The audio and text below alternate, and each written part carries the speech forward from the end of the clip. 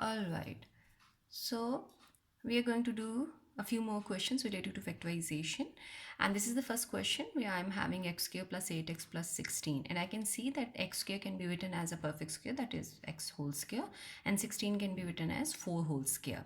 I just need to check if the middle value, that is 2 times first value and the last value, will give me 8x. So I'm going to put x and 4 here, and I'm going to check if 2 times x times 4 will give me 8x. So yes, this is 8x, and now these two expressions are equal. You can see x whole square is x square, 16 is 4 square, and 2 times x times 4 will be 8x. So I can write it.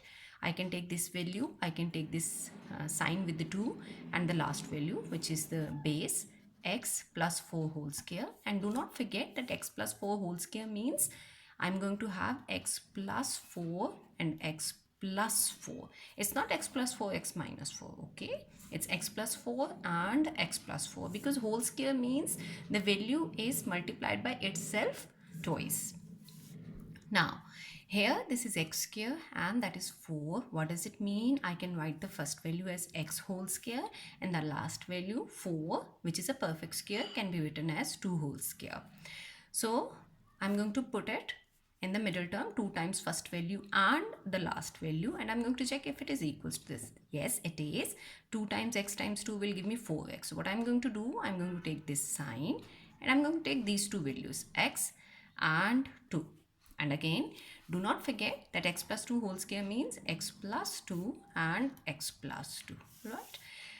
Similar example, x square minus 6x plus 9. Okay, x whole square and 9, yes, that is 3. So x and 3, is it equals to this? Yes, 2 times x times 3 will give me 6x. So I'm going to take this value, this sign, and this value, it will give me x minus 3 whole square. So what are the two answers?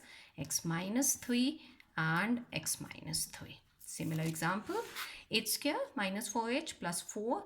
This can be written as h whole square. This can be written as 2, and I'm going to check the middle term.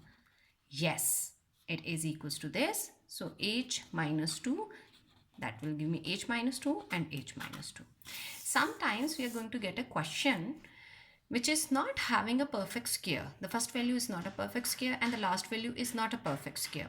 But just doing one more step, that is taking something common out of it, will give you a perfect square. So if I'm going to take 2 common, I'm going to have x square plus 2x plus 1. Now this bracket is definitely a perfect square because the first term is x whole square, and as we have discussed earlier that 1 is actually a perfect square. You can write it 1 square. So you're going to have 2 with the brackets. This is the template you're going to use. 2 is with the brackets till the end. So x here, 1 here, and x times 1, 2 times x times 1 will definitely give you 2x. So this is, take this value, this sign, this value, x plus 1 whole square. So x plus 1 and x plus 1. Similar example, this time around I'm not having a perfect square, but just taking 3 common, I'm going to have x square plus 4x plus 4. This is a perfect square. X and 2, x2, is it equals to this? Do not forget to have 3 till the end with the brackets.